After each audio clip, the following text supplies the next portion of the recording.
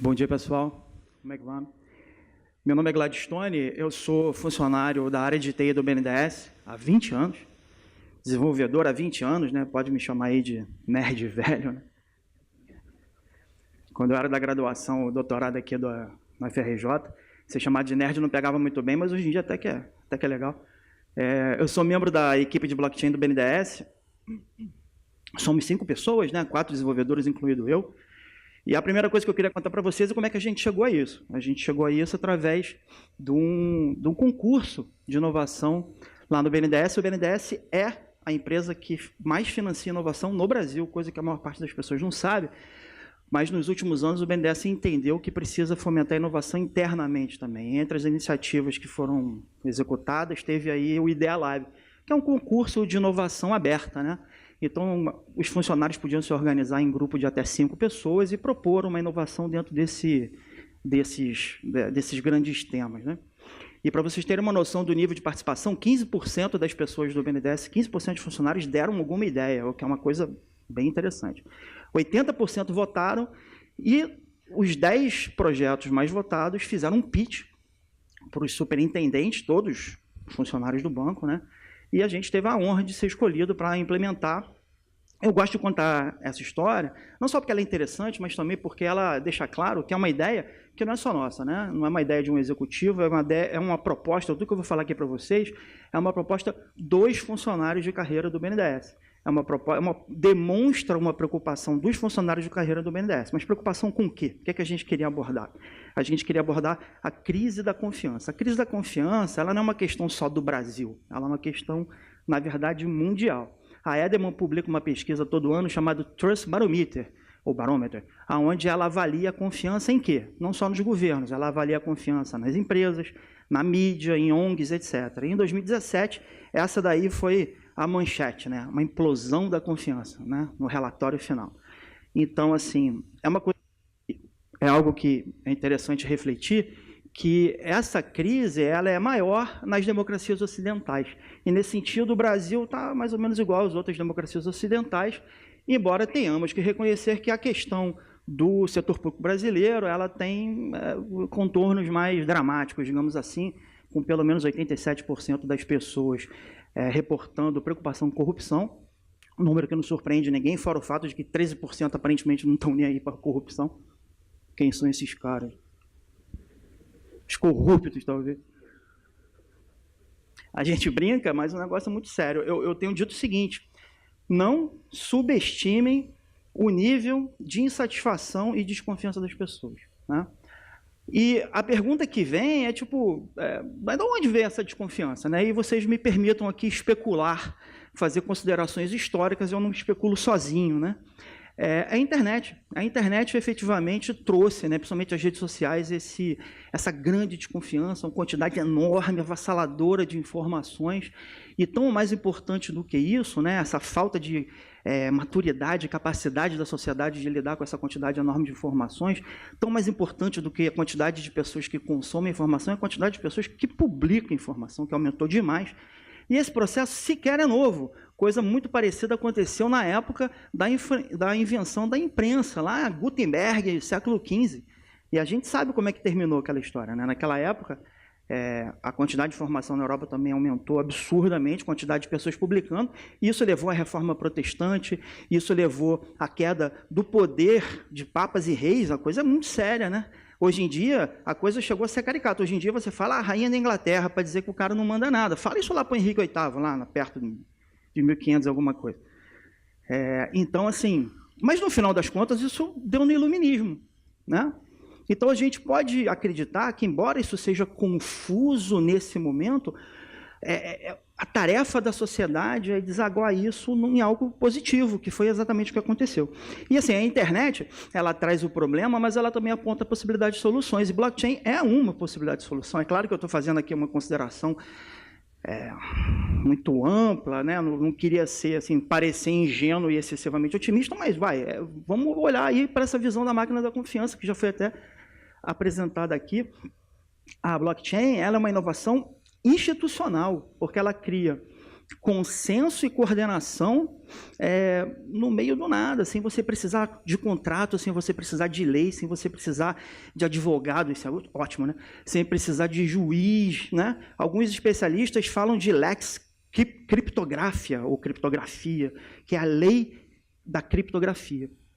Né? Então, assim, essa talvez a abordagem. Tá, tudo bem, isso é muito legal, é uma ideia interessante, mas na prática, o que a gente está fazendo? Né?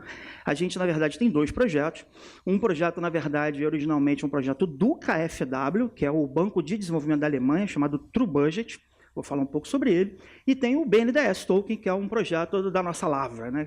Da nossa iniciativa, que eu também vou explicar um pouquinho.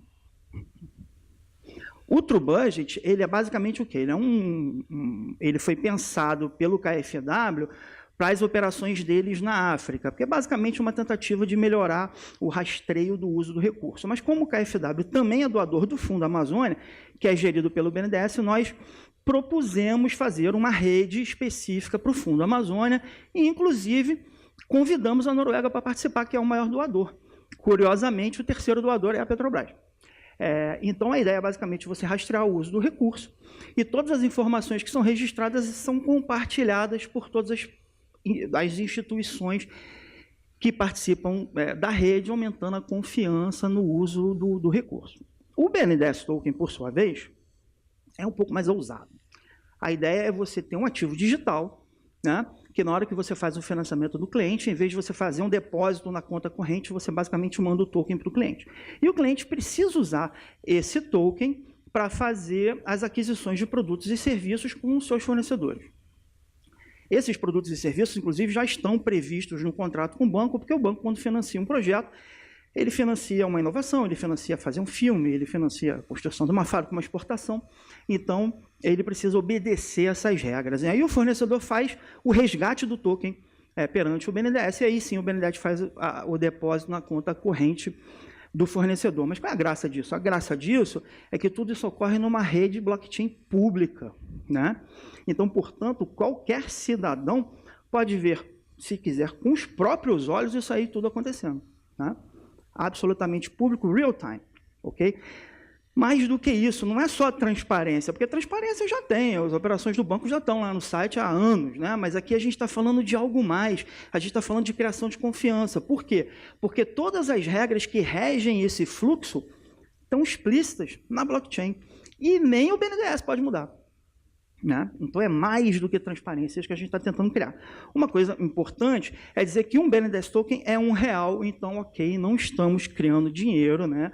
O token está fluindo, mas o real está lá esperando por ele dentro do banco, até porque a gente não quer criar confusão com ninguém, criar dinheiro não é uma coisa muito bacana para um banco público, como o banco, que não é banco comercial, inclusive. A gente fez uma prova de conceito com o governo do Espírito Santo e com a Ancine, e nosso plano é, ainda nesse semestre, ter uma versão em produção, uma versão piloto, controladinho, mas já em produção, tanto do BNDES Token quanto do True Budget. Agora, veja bem, está lá a sociedade com aquela cara desconfiada olhando para a blockchain. E o cliente vai fazer uma transferência de BNDES Token para o fornecedor. Na blockchain, basicamente, a gente fala de endereços. Aí ele prepara uma transação. Vai, transação. Foi. Ele prepara uma transação dizendo, transferência de tantos BNDES Tokens do endereço tal para o endereço tal. E manda para a blockchain. O nosso amigo ali ainda não está satisfeito. Por que ele não está satisfeito? Porque, transferência de endereço para endereço não diz nada. Ele quer saber qual a empresa que recebeu, né?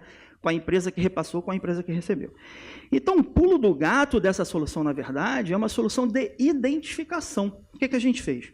A gente está propondo usar o ICP Brasil, que é um padrão nacional estabelecido pelo governo brasileiro, que diz o seguinte, se você assinar um documento eletrônico usando o ICP Brasil, esse documento tem validade jurídica, certo? Então, aí, antes de você usar o BNDES Token, a empresa precisa fazer uma declaração digital, declarando que tudo que aquele endereço faz na blockchain, no fundo, é responsabilidade dela, assinar com um certificado ICP Brasil, o que dá validade jurídica a esse documento, e aí ele manda essa declaração assinada para a blockchain, e o código que nós programaremos, né, na blockchain, ele valida essa assinatura. A partir do momento que essa assinatura está validada, aquele sujeitinho lá que está olhando para a declaração, perdão, para a blockchain, ele tem todos os motivos do mundo para acreditar que existe um documento digital assinado, válido perante a lei, que responsabiliza aquela empresa pelas transações realizadas por aquele endereço, ok? Então, portanto, agora, quando ocorre a transação, o nosso amigo finalmente está mais feliz, está mais confiante, porque ele tem todos os motivos do mundo para acreditar que a empresa X transferiu o BNDES Token para a empresa Y, uma coisa que ele viu com os próprios olhos. Ele só precisa acreditar no ICP Brasil e na blockchain. Ele sequer precisa acreditar no BNDES. Esse processo é independente do banco. Então, observa, é mais que transparência. É criação de confiança. É isso que a gente está buscando. A gente leva tão a sério isso, que quando tem lá o dashboard de transações que diz todas as operações que foram realizadas com o BNDES Token, é muito legal, isso é transparência, né? Mas isso é uma informação que eu estou te dando. Então, a gente dá um link. Se o cara clicar naquele link, ele vai para um site que todo mundo usa, né, para olhar para a blockchain, e agora já não sou mais eu que estou dizendo para ele, ele está vendo através daquele site que todo mundo usa, aquela transação lá na blockchain, certo? E outra, se ele quiser ter um nó da blockchain, e é de graça, qualquer um pode fazer isso, ele pode ver com os próprios olhos isso acontecendo. Novamente, eu repito, é mais que transparência, a criação de confiança. Tem sido assim, muito bacana trabalhar com esses outros órgãos de governo, o ITI, que é o responsável pelo ICP Brasil, né? O Ancine e o governo do Espírito Santo, que participaram da prova de conceito do BNDES Token, e o IBAMA, que participou da prova de conceito do True Budget. É muito legal porque a gente está criando confiança para o BNDES, mas também para esses outros órgãos, e isso é uma coisa que nos enche aí de orgulho. Recentemente, a gente abriu uma consulta pública para entender se o mercado podia ajudar o BNDES a construir o BNDES Token. A resposta foi sim, pode, tem muito mais gente trabalhando com isso do que a gente até esperava, mas um produto pronto não tem. Então, o que a gente fez? A gente abriu o código. O BNDES Token é um código open source, licença open source, github.com/BNDES, qualquer um de vocês aqui, quem estiver assistindo, pode ajudar o BNDES a construir essa solução. Essas empresas aí que participaram, o Blockchain Studio, Consensus e o laboratório lá da Universidade da Paraíba, que participaram da consulta pública, e a própria Ancine, estão nos ajudando em regime de open source a construir essa solução, que, no fundo, não é uma solução para o banco BNDES, é uma solução para a instituição BNDES, uma instituição pública. A gente chegou na blockchain muito mais pelo ângulo institucional do que pelo ângulo banco, né? E aí, quer dizer, pode ser do interesse de qualquer pessoa do Brasil, e essa mesma solução, eventualmente, pode até, sei lá, ser replicada e usada em situações similares, o que nos daria muita felicidade e muito orgulho. Essa é a equipe aí, que eu admiro tanto, cada um com a sua característica. Posso dizer até que eu amo essa rapaziada. A nossa função como funcionário de empresa pública é tentar atender a demanda da sociedade, né, por mais confiança, tentar fazer com que as pessoas possam ter motivos para confiar no poder público e, quem sabe, um dia até aumentar o nível de confiança entre si, né, porque o país não vai para frente se a gente não confiar, né? Se a gente não... É condição sine qua non, isso tem até nome, é capital social. Algumas pessoas chamam isso de capital social. E sem capital social, acho que a gente não vai conseguir construir um país do futuro, que, no fundo, é nosso objetivo. A gente é BNDES, a gente está aqui para desenvolver econômica e socialmente o país. É mais do que a nossa obrigação, não é mais do que a nossa obrigação, mas a gente não faz isso só por obrigação, de verdade, a gente faz isso por amor, a gente faz isso porque a gente é brasileiro e a gente quer ver esse país lá na frente. Eu espero poder contar aí com a ajuda de quem puder ajudar a gente, pode contar com a gente. E é isso. Obrigado, pessoal.